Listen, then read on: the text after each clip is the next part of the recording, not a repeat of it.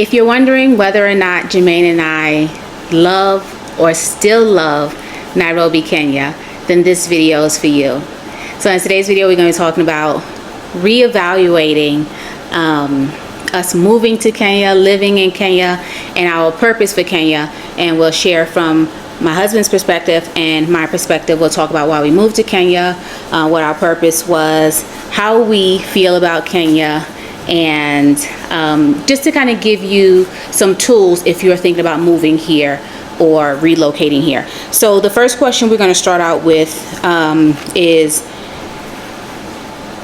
what did you think life in Kenya would be like before moving? I'll let you answer, and then I can answer what I thought it would be like. I'm gonna be honest with you, I had no idea. I didn't know what it was gonna look like. I didn't know if I was gonna stay here. Mm-hmm. Like, I didn't know if it was gonna be good enough for me. You know what I mean by good enough, for me. Or did it match my lifestyle, what I wanted at the time? Yeah, that's really it. So I had no real vision for it. So yeah, you wanted to come, so I assume you had a bigger vision than I did. I think we talked a little bit about it, and so I guess like we should maybe preface why we moved here. So we moved to Kenya. We had come to Kenya a few times with our church, and we work with a few churches here in Kenya, not in Nairobi, but outside of Kenya, quite a bit outside of Kenya. Outside of Nairobi. Outside of Nairobi. Right. Quite a bit outside of Nairobi. Right. And just the fulfillment of working with ministry, working with other pastors, and them pouring into their community is something that drew me to Kenya. Anybody who's been on a mission trip and felt like, oh, they've gone once and then they wanted to go again, understands what it's like to go and do something and pour into people. There's something that doesn't benefit you. Right, and have that fulfillment. So I knew we had done missions, but the first time we came here, when we were riding from Nairobi to where we were going to be serving, just everything I was taking in visually made me say, I want to move to Kenya. I said, we should move to Kenya. And that's why we moved here. That's why we started the journey of moving here. So I got a question. You think it was more the landscape of like outside of Nairobi, or it's just like, okay, you never been in a, I would say, black dominated society, or what do you think it was? Besides like just doing stuff for mission, because you've been on a mission trip outside of Kenya before. So it definitely wasn't the landscape, and it's true because when we went to Honduras, I wasn't like we should move to Honduras. I was just like, we should sell. We should sell everything and give everything to ministry. I wasn't saying we should move to Honduras. So when we gonna move? We done sold everything. Downsize. I was thinking we should downsize. But to answer your question, so no, it wasn't the landscape, because the landscape, I was like, okay, this landscape is not America. It's underdeveloped. The infrastructure is not here. What about the flowers and the mountains and stuff like that? It wasn't even that. It was just seeing so many black people. I just flat out. And it wasn't even just black people. It was just so many black, beautiful Kenyan women. And when I say beautiful, I'm not talking about like the physique and the models. I'm just talking about seeing mamas and grandmas and aunties and daughters and sisters and being seeing productive. all of these people just out living life. And it was just beautiful to me. Just seeing so many people who were of African descent concentrated in one space, like as far as my eyes could see. Everywhere we went, I saw African women, Kenyan women with different hairstyles, different physiques, doing different things, different facial features. But I think what put the nail in the coffin for me was seeing so many Kenyan women with similar features to mine. With being in, what do you call, a black neighborhood, kind of like Absolutely. Like that, yeah, because that's what we see black dominated neighborhoods we come from them, but this is not a neighborhood. Country. Yeah, this is everybody. And it's like from Nairobi all the way to say Isiolo, Leparua, Nanyuki. You going through all of these towns and it never ends. Yeah, and it's not really like anything against anybody else or any kind of race. It's just like if you've never been in the majority, being in the majority is a feeling that you can't understand. Like not like being in Atlanta or DC. It's even more than that. And I mean, it's everywhere you go. You can ride down the road for hours. Yeah, and it's a feeling that you don't know, you have not experienced until you experience. And I was like, okay, all right. I was like, we should move to Kenya. I was like, I fit here. I said, I don't feel like I stand out here. I said, I feel like I fit here. Like this is where my people must be from. So that's one of the reasons why I wanted to move to Kenya. But so we started making a decision to move to Kenya, right? Yeah. And so I asked you, what did you think life would be like before moving? Let me tell you what I thought life would be like before moving. Yeah, tell me. I thought we were going to move here and find a local spot somewhere in a quiet area. I didn't know if it would be in Nairobi. I kind of thought it would maybe be outside of Nairobi. You did? Well, no wonder you ain't tell me that, because I wouldn't even came. I ain't gonna lie. I'm like, I ain't going. No. Okay, let me give you an example. Like say somewhere like Tattoo City or Owaka. Like those places are far for you. But I kind of thought I was going to be I didn't think I was going to be in Nairobi. Put it like that. I'm glad you ain't tell me that, because I had Nairobi or bust, as they say. Well, towards the end, I was like, Nairobi is it. But before that, because when I started looking around, I was like, okay, I started seeing these little apartments in Kilimani, Kileleshwa, all of these things. But then when I got here and now I live here, and I see how congested it is and the noise levels and stuff, I realized it's a bit much for me, right? Yes, again, right up the road is Spring Valley and start going. That's a little different, right? Right. So there were a little bit more quieter places. Right. And this was at one point. Yeah, it was kind of, yeah. Yeah, before these buildings came. Yeah, so they're doing a lot of construction, and I know you guys hear me talk about that a lot. Yeah. So that's what I kind of thought life would be like. I thought it would be a little quieter, less hustle and bustle. I feel like I got to be on living in Westlands. When you go out the door? What? As soon as I go out the door. I'm gonna be honest with you, it's rarely a city I go to that I don't feel like I have to be on. When I mean on, you mean aware, right? You don't mean just like okay, no. I mean aware, yeah, but I mean hyper aware. Yeah. And I'm a woman, so it's a little different. But when you with me, do you feel like you have to be hyper aware? Because I don't feel that way when I'm walking around. Okay, do I feel like I gotta be hyper aware? Right. I just walk behind you. So yeah, that's not hyper aware. No, I'm not. I don't have to be hyper aware. But however, you got to go places on your own. Like, I got to go get my hair done, or get my nails done, right. Or I like to go to a brunch place and eat. So I got to get there. Yeah. So sometimes maybe want to meet up with some friends. So it's all of that. So I'm not going to always be with you. Well, yeah, I guess it's those little slight differences in society that make you get a little uneasy sometimes. Not like you feel like you unsafe per se. It's just different. Yeah. Yeah. So I guess, why did we fall in love with missions work in Kenya first, and why was it harder to love Nairobi? So I guess that's the question. That's your question. That's the question for me. So for me, like I said, just doing missions is super fulfilling. And when I say doing missions, just serving in the kingdom with other believers, people who love the Lord, people who love their community, love their people, and want to provide opportunities to their communities. Like, I love that. I love that for Kenyans. I love that for Black people. I love that for Americans. Anytime I think we are trying to do something specifically for the kingdom, I want to be a part of it.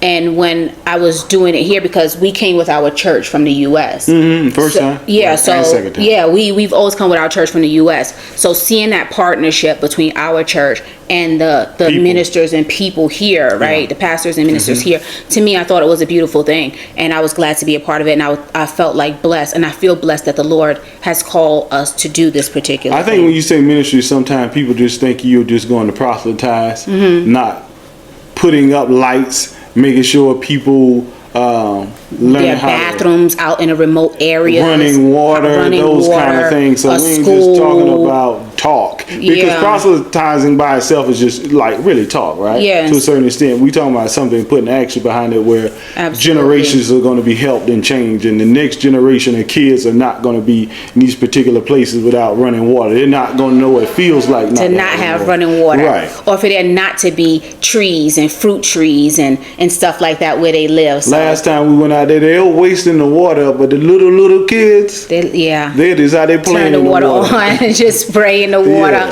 And so just to see water where there wasn't water, or to see lights where it was pitch black at night, or to see like solar panels and fruit trees being planted and vegetation, like that's a big deal. They don't, like, if you're in America and you watching this, you don't know what pitch black is.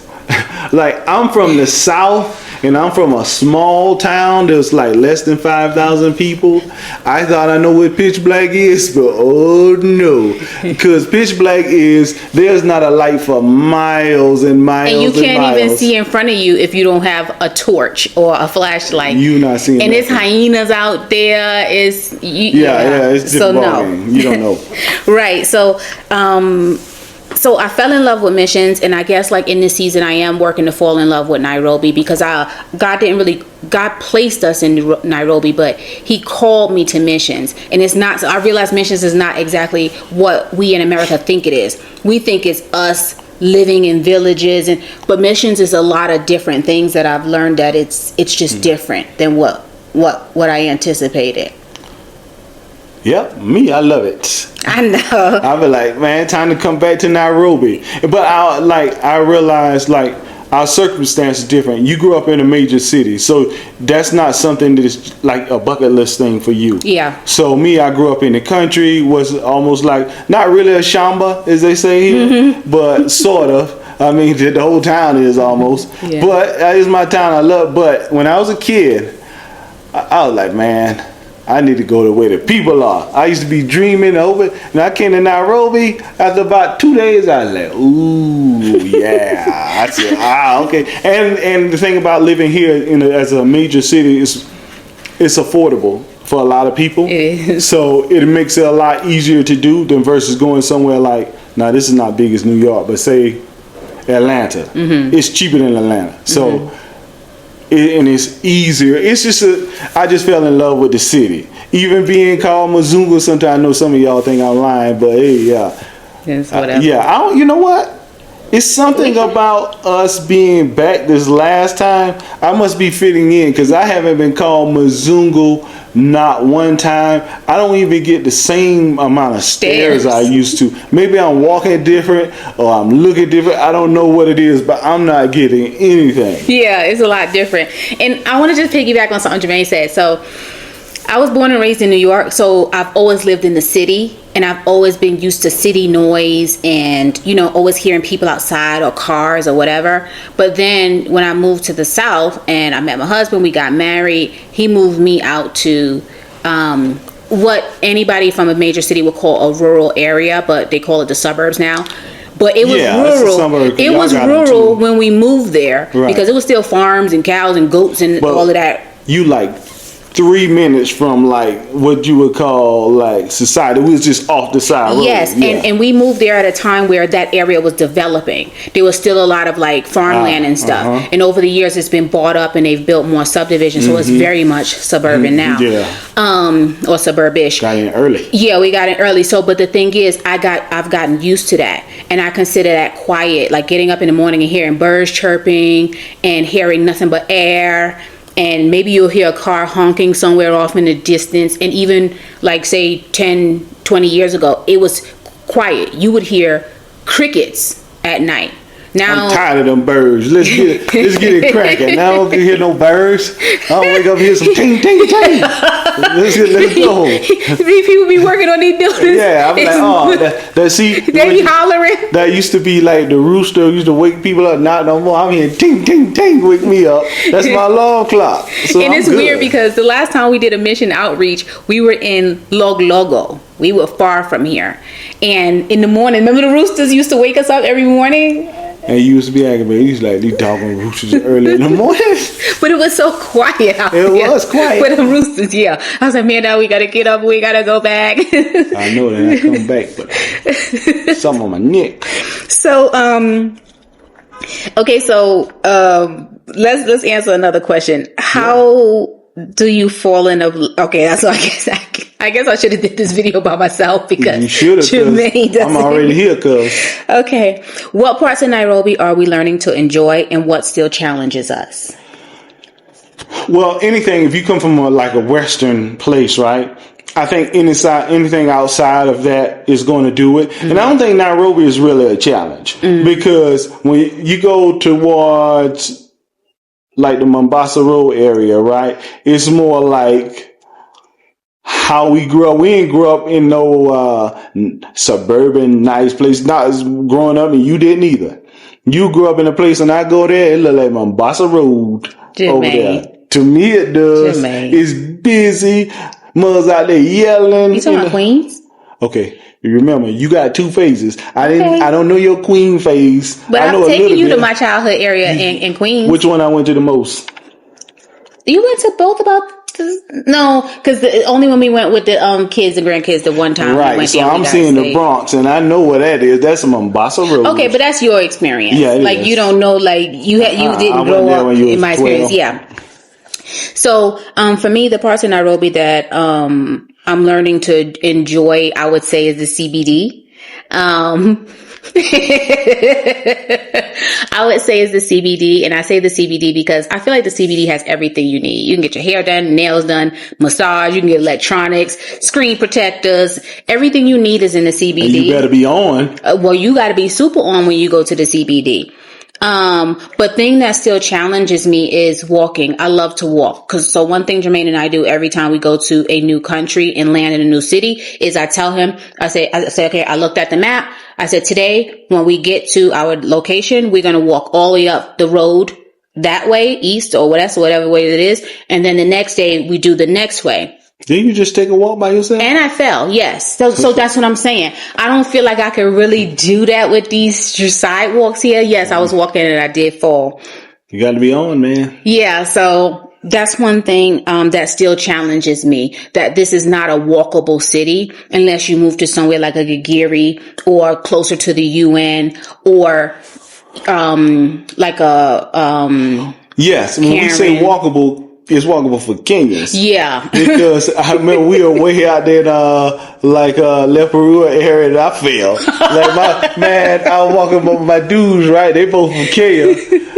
My ankle just buckled. I like, boom.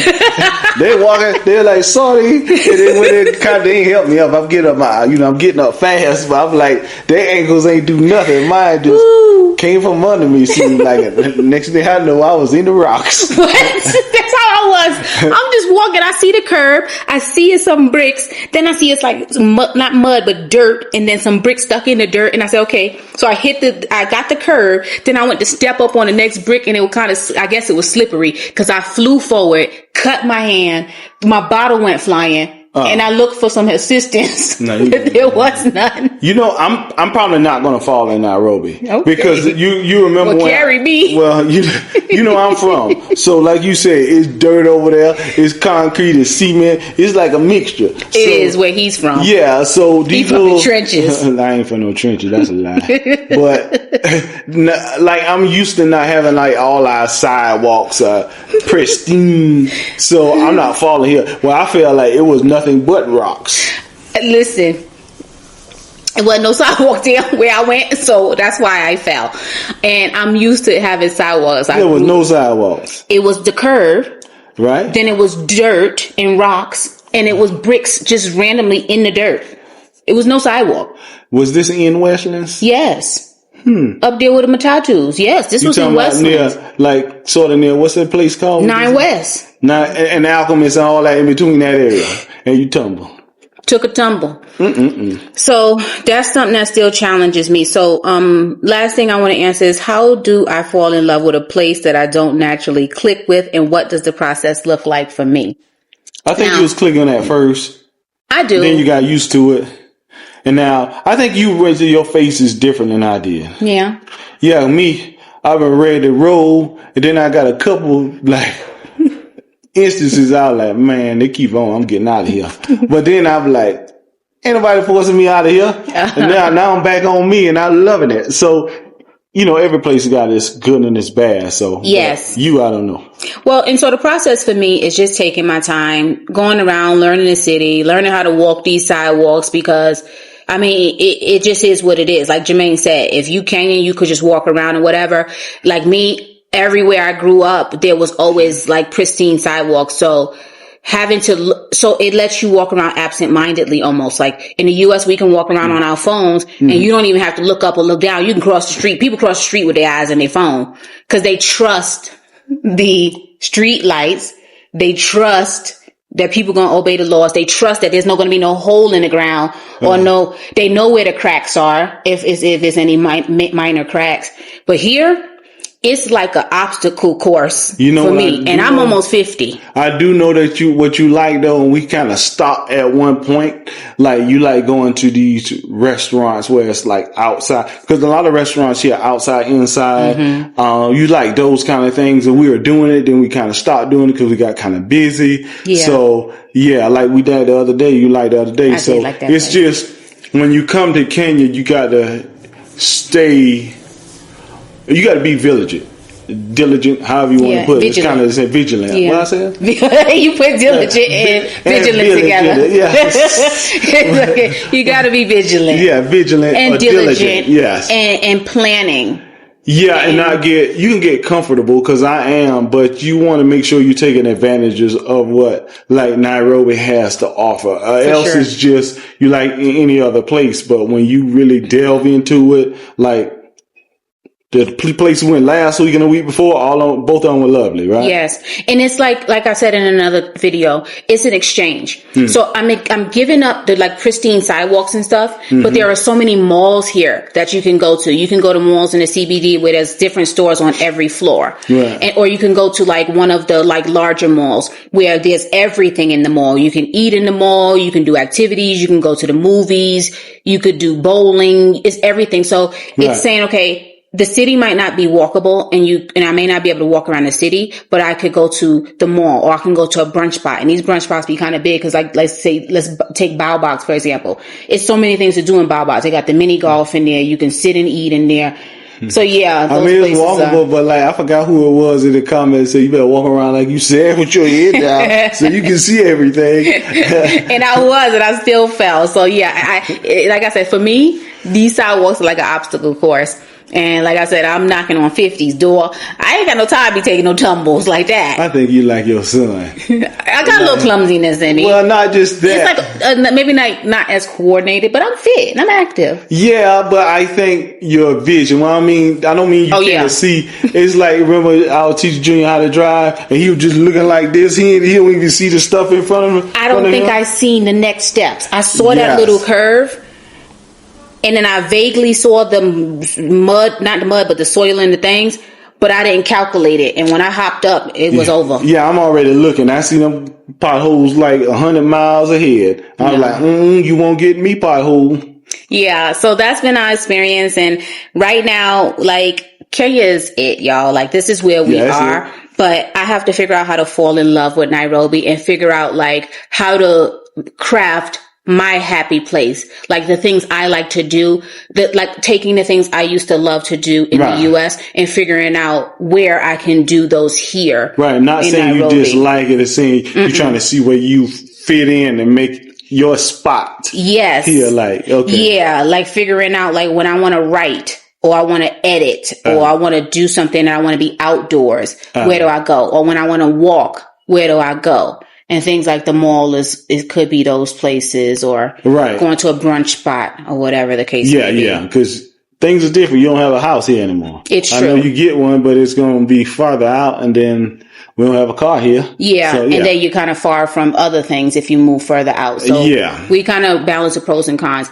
But those are the things that we are kind of working on moving into this new year. We just completed 1 year of living life abroad with Kenya as our base. And so that concludes this video, guys. Make sure you like, subscribe, and any comments you have, drop them down in the comment section below. And if you are living here in Nairobi, let us know what have been your biggest challenges, and let us know what has been like your biggest joy of living here. And if you're Kenyan and you have any tips to assist me with any of the things that I mentioned that I may be struggling with here, let us know down in the comment section below. And we'll catch you guys in the next video. Bye. Okay. Bye, y'all.